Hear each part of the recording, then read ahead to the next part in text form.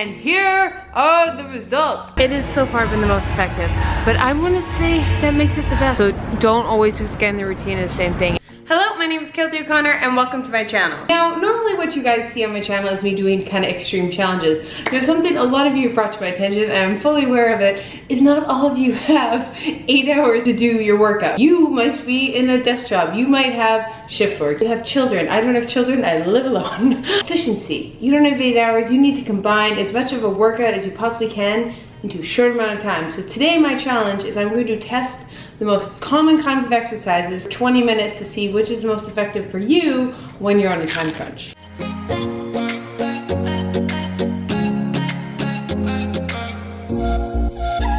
It involves me working out for 8 hours, so you only have to work out for 20. You're welcome. That's my life. So here's the premise. I'm going to go do the most typical things that you probably have access to. Yes, of course I could do the most intense CrossFit class, but you're not gonna leave an intense CrossFit class after 20 minutes. Common ones you can easily pop on, do, to make most efficient for you. Did you see that rhyme? My rap career is coming soon. Catch me outside, how about that?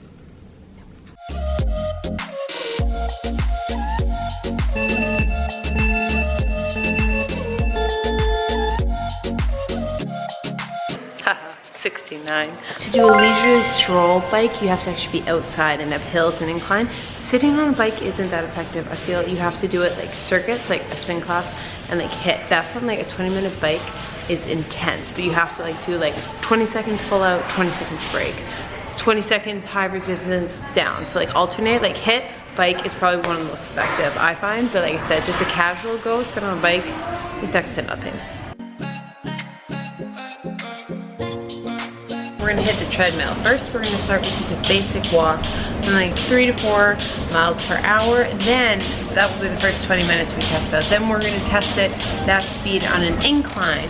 Then we're also gonna test a jog, and we're gonna also test sprints. So I've got 4 different treadmill workouts because I feel that is the most common go-to. So that's why we're gonna go heavy on this. So, I mean, this bad boy, you're gonna get real close. Did we just become best friends? Yup!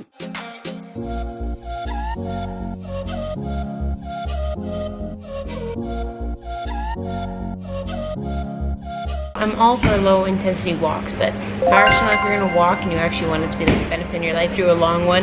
That like 60 calories is like literally a Timbit, literally.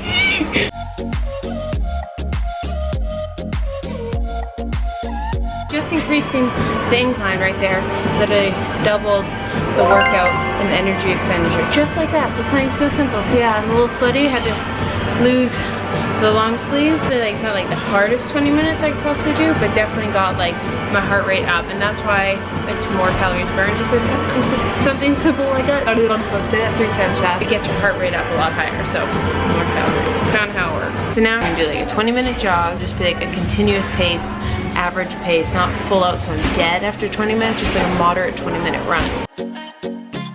Run, Forrest! Run away! Hurry!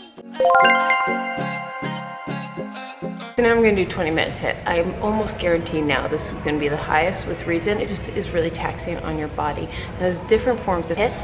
Pretty much it means high intensity interval training. Technically to do it, it means like an all out. So it'd be like 10 seconds, Olympic, 100-meter sprint in your capacity, and then fully rest. But then some people, it's just like a bit higher intensity, a bit lower. So you could do it like a moderate jog to a moderate walk for a couple seconds, doing like 10 of each. Or you can do a full-on sprint to walk, a really slow walk. Or you can do like a full-on sprint to just completely hopping off and resting. Play around what works for you. You almost want to think of like high intensity sprinting as like the same stress on your body as weight training. The average person doesn't tend to go that full out, balls to the walls as much as you think you are. You probably aren't. I'm not.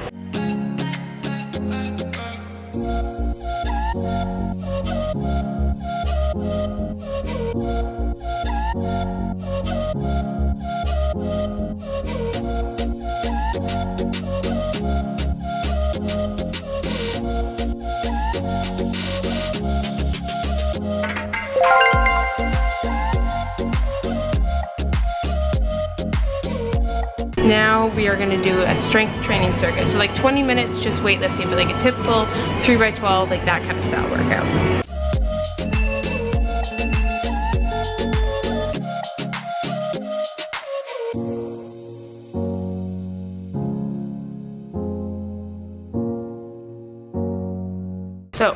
weight training done. Now it's on the lower side, but I want to premise this. The thing about the weight training versus the walking is as soon as you get off the treadmill, for the most part, you're done burning calories in that workout. Now, when you do weight training, it in essence tears a bit of your muscle, and then you eat protein and carbs, all the foods, and then it uses that to build the muscle in really layman terms. Even though I'm done weightlifting, I'll continue to burn calories for the next few hours, so that's a plus. And also, the more muscle you build, the more your resting metabolic rate will be. Now, the thing about weightlifting is it really depends. 20 minutes tough because your heart rate doesn't get that high. I'm sorry, I suck and my camera died. What I was saying about strength training is it's kind of how much you put into it. So 20 minutes, the problem is to go like full out, really get your heart rate up with weightlifting, like to get like 180 beats per minute, you have to lift so heavy, but then you need to recover. Like you can't lift at your max heavy for 20 minutes in a row. You have to take the breaks. There's a lot of resting. So bring your heart rate up and resting type thing. Also,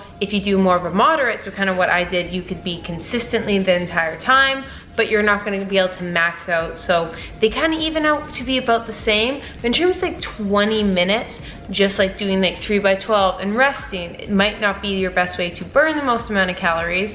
But the thing about weightlifting, why it's so important, is it's gonna improve your posture, it's gonna improve sports performance. You know, skinny fat, I used to be skinny fat. When I added muscles, that's how you get like the lean look. And increase your metabolism. It has so many benefits. So the other day we did a 20-minute resistance training circuit, but now we're gonna do a similar circuit, but it's just gonna be body weight. So it's 20 minutes consistent body weight exercises.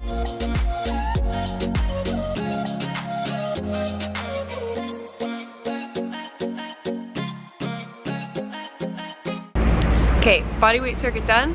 You'll notice I burned about the same amount of calories in that as I did for weightlifting, but something to keep in mind, it's gonna be very similar because it was kind of same intensity level, but the one thing is a body weight circuit like that, you're gonna stop burning calories after, similar to the treadmill. Had I gone and made it a bit more of a HIIT circuit, but it wasn't a HIIT circuit, it was just like continuous body weight. Similar to weightlifting, just took away the weights and I just burned a little less calories because my heart rate didn't go quite as high, but like I said, now that like I'm done, I'm not burning calories from it anymore. But had I done weightlifting, it would have continued on to the next workout. Today we do the one I've been putting off that I hate, the STAIRMASTER.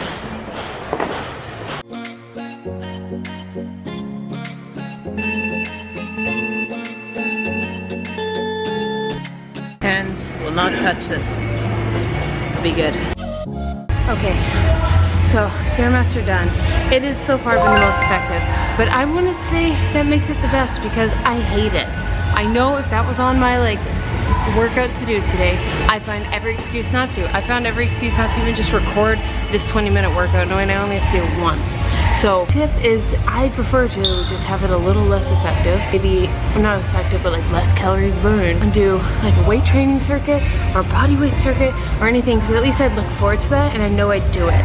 This one, it's better to have on your like a less effective workout maybe that you do 4 to 5 times a week versus one like this that's like a little bit more effective, but it's just on your calendar and never actually gets done. Next up, this bad boy.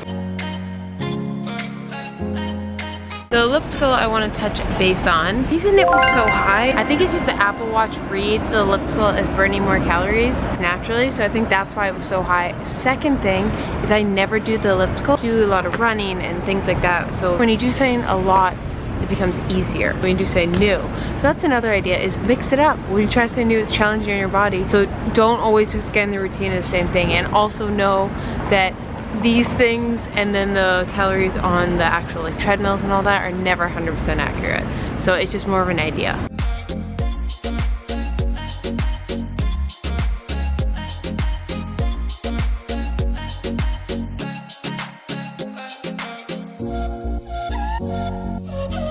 The rower makes sense because the rower is a full body one, but I would never do rower as like 20 minutes casually.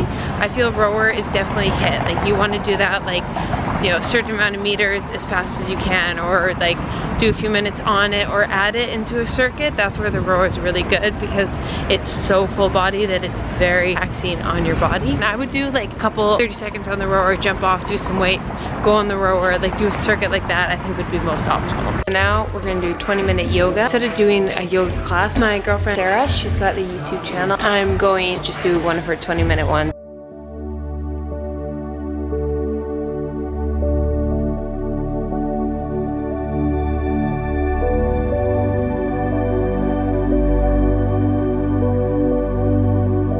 For me, I think of yoga as that it's like meditation meets movement kind of thing. You get to work on flexibility, some core strength, but it's not going to be the most effective thing you can do in 20 minutes. It should be something wholesome to add to your workout routine or something like that. It might be meditation, it might be just working on flexibility, mobility. And we should all focus on like that 20 minutes a day, but that shouldn't be like your workout. It should accompany your workout and your like quality of life. So yeah, it's not gonna be the most effective thing to do in 20 minutes, but you should be doing some kind of form of meditation, ability work. After about a week's time, I tested all the different types of fitness you can do, types of cardio, resistance training for the 20 minutes to see which was most effective in you. And here are the results.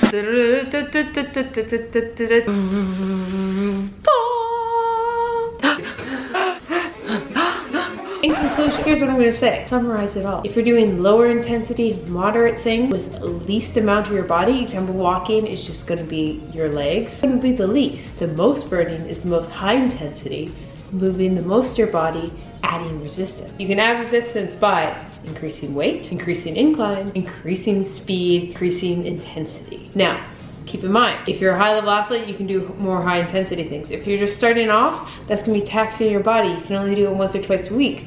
So you need your low intensity. Your low intensity is better than nothing. Now, if you say you're gonna do 5 times a week doing HIIT training, it sounds great, but if you only actually show up once because you hate it, don't do it. Better than you just went 5 times and walked on the treadmill. I'd say try them all. See the one that you actually enjoy. Maybe you're someone who likes to go on the elliptical and watch a movie, okay? It's not gonna be very effective just doing it for 20 minutes. Add a bunch of different intensities, some sprints, some circuit training. That's gonna be the most effective. But I think a lot of us in the fitness world, in the diet world, in nutrition, all that are so like, oh, I have to be 100% optimal and the most effective way to do my 20 minutes. No, we need to stop that. Unless you're literally Michael Phelps, that 1% difference doesn't matter. Doesn't. So if you're like, oh, well, Keltie said like HIIT training is just a little bit, no. It's the one you do that doesn't hurt, that you enjoy, that you consistently do. So I know for myself, there's periods that I just love resistance training, and so I'll do a bit more of that. There's times where I'm just taxed out, exhausted, I just want to do low intensity. It's about figuring out what you're more likely to do. Now keep in mind, if the movement you can have in your day is just 20 minutes, I don't buy that. I'm sorry, I don't. You can just find other ways to move throughout your day. Take the stairs, I know it's cheesy.